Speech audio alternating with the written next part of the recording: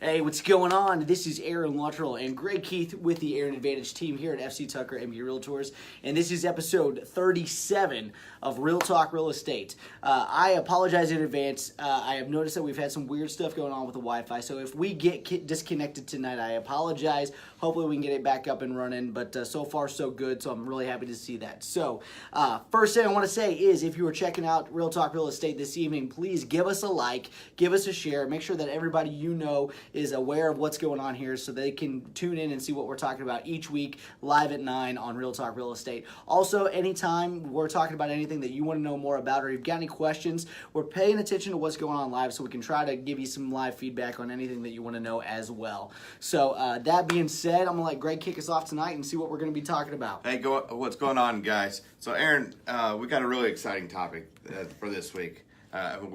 We're pumped about this one. Okay. Always. So anyway, I've been at this now for 2 weeks, yeah. Right? And a recurring question that we have: I'm ready to sell my house. Do I need to get an appraisal, or what's this CMA thing that I hear about? It's a great question, and actually one that we absolutely 100% get all the time. As we mentioned in the comments, and actually I went ahead and I posted a link. If you read in the description, it was the link to the video that I posted last week. It's 6 things to consider when selling your home, and a couple of those different items that you need to consider were obviously valuation type things before you put your home on the market. Because what's the most important thing that people talk about is, what can I sell it for? So, great question. Do I need an appraisal? Do I need a CMA? Generally speaking, your first stop for anybody, if you're thinking about putting your home on the market, is contact a real estate agent and get a CMA. They're going to be able to come out and do it for free, whereas with an appraisal, they're going to come out and they're going to charge you some money. Now, there are some... point that out one more time. Yeah. Free. Yes. Now, there are some instances where appraisal is a necessary thing. We'll get into some of that as well. But if you're just trying to get an idea of a value to put your home up for sale, real estate agents are a great first step to talk to get that CMA completed. That's right. Okay, so when you come out to do a CMA of a property, which again, it's a comparative market analysis, what are some things that you're looking for and considering when you're doing this? Good question there. Obviously, there's a lot of things that I'm taking into consideration. When I'm doing an evaluation of a property, I tell everybody I like to do it as a 2-step process. Always a 2-step process. First step, I want to come out. I want to see your house. I want to take some photos. I want to take some notes. I want to talk to you to find out specifically what your motivation is to get your home sold, because that's going to have some impact and a value that I deliver. Not only that, I want to know specifically the updates you've made, how old's the roof, the HVAC, different things that really go into impacting what I think I can sell the home for. I tell everybody that pricing a home is an art, not a science. Nobody can come in and tell you what your home is worth and what it's going to sell for, because there's a lot of factors that go into it. I like to tell everybody I'm going to give you a range and a pricing strategy to match exactly what it is that you want to accomplish. So I never talk numbers on trip number 1, ever. Right. People ask me all the time, hey, what do you think? You're here now. Go ahead. Just give me an idea. I always say, hey, it would be a disservice to you for me to just speculate without going out and actually taking into consideration all of these factors. So what I'm looking at is condition, size, age, updates that have been completed, all of those things. And then I'm going to take that back and do my market research. When I say market research, I'm looking at 3 different things. First, I'm looking at historical sales. Right. Obviously, the most important thing is I got to take a look and see what other comparable homes have sold for. Give me the best idea of what your home's going to be worth. But that's not a complete picture. That's where the market has been in the past.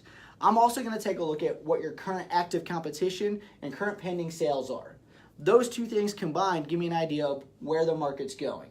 If I got a lot of pending sales that are comparable to yours that are pending at higher prices, higher list prices than these other homes have sold for, I might say, hey, you know what?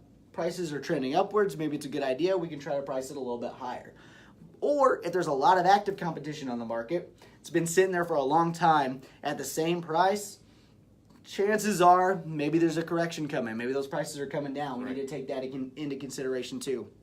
Third factor, what hasn't sold? Right, exactly. We are in a low inventory market. The expireds are pretty low, but they do tell the tale as well as what may have happened on certain properties or what sellers may not have done to get their home sold. Those are the 3 things I'm taking into consideration before I offer a pricing strategy on any property. All right. And here's our next question. I know he knows it's coming. But we've all heard about the Zillow, and here we are again. We're talking Zillow, and they have this awesome number on there called the Zestimate. Yeah. What is the Awesome. Yeah. What is the Zestimate, and how accurate is it for us to list a property? This is definitely a question that comes up all the time, and this is one that I love answering. And the reason I love answering is something that you'll hear a little bit later on. But the Zestimate is nothing more than a computer algorithm program that is designed to accurately give you an idea of the value of a property. And I say accurately with air quotes because they can be wildly, wildly misleading. Just to give you an idea of why that may be, I get sellers all the time and say, well, hey, I'd love for you to come out and list my property. Just come on out. We're ready to go. We have a pretty good idea what the value is. Our Zestimate is X. And I say, hey, that's great that's a Zestimate. I'd really like to still come out and do the proper valuation on the property. And they're like, well, why? I've already got the Zestimate. What's wrong with that?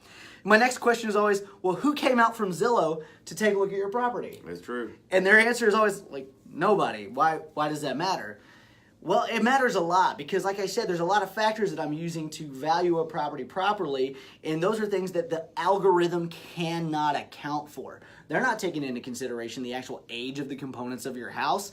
They're not driving through your neighborhood to see what the condition of other homes are. They don't know any kind of noise pollution that might exist if you're close to an interstate, or any of the benefits of certain amenities you may have in your neighborhood, like the walkability to shops and other cool stuff.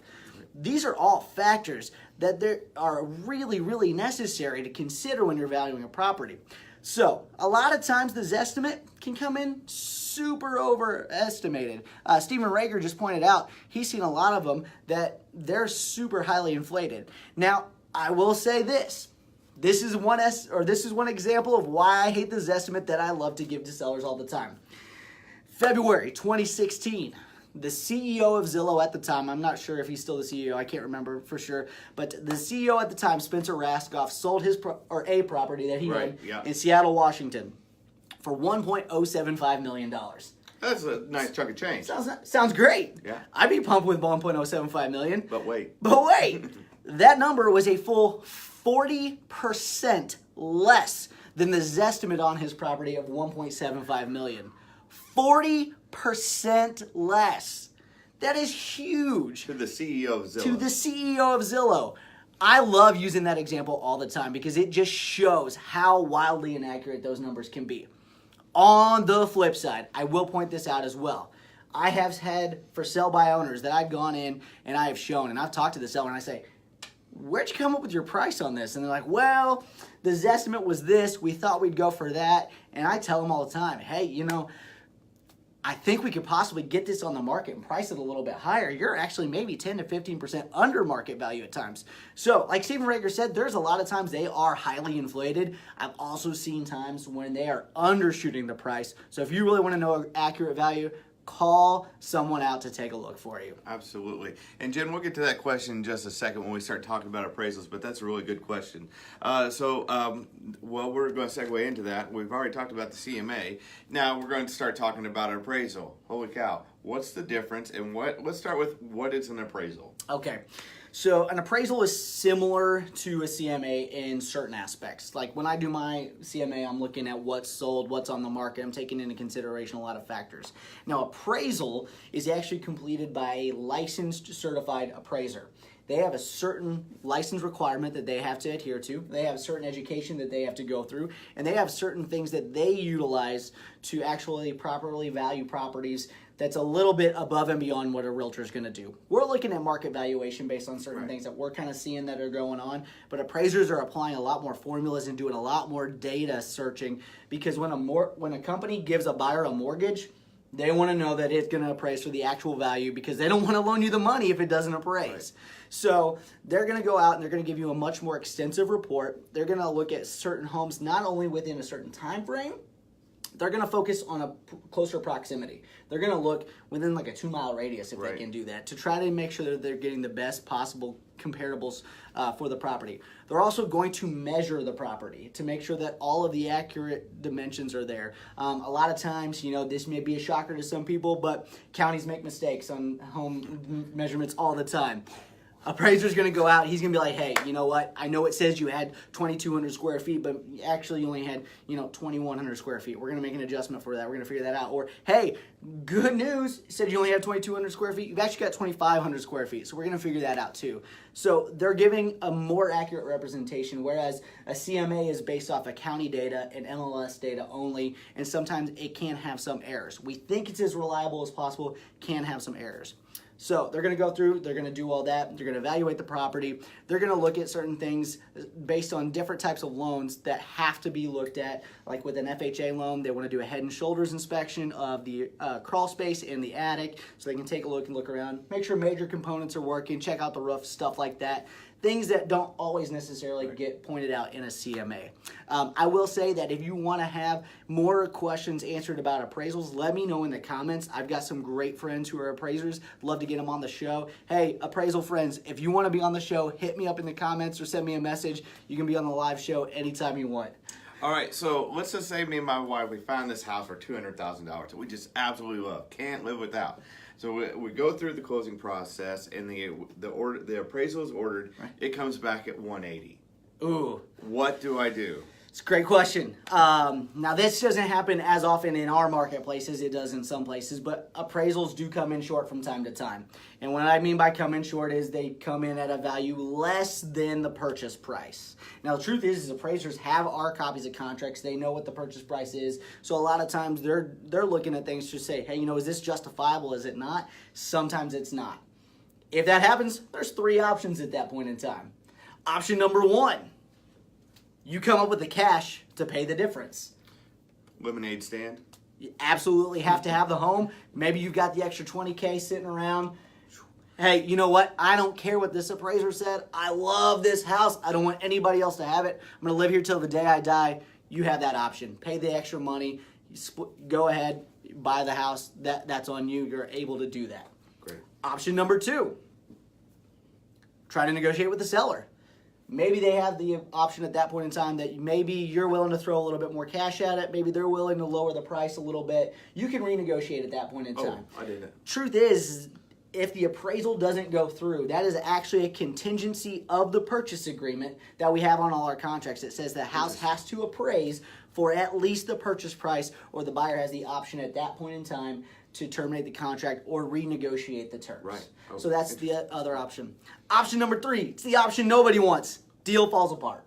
We don't want a deal falling apart. We don't want the deal falling apart. If you love the house and the seller is willing to work with you, there are things that we can do to hold that deal together. But ultimately, if the house doesn't appraise and you can't negotiate the difference, that's when the deal falls apart. Great. All right, before we get to our last question we have on our list, we're going to hit up Jen here. It says, are drive-by appraisals similar? I'm going to say similar to just a regular appraisal or either a CMA. I think a drive-by appraisal, that may have come at the time we were kind of talking about the Zestimate as well. Oh, okay. So drive-by appraisals are a tool that is becoming more common, especially more often during refinances, but we're starting to see them some in home purchases as well.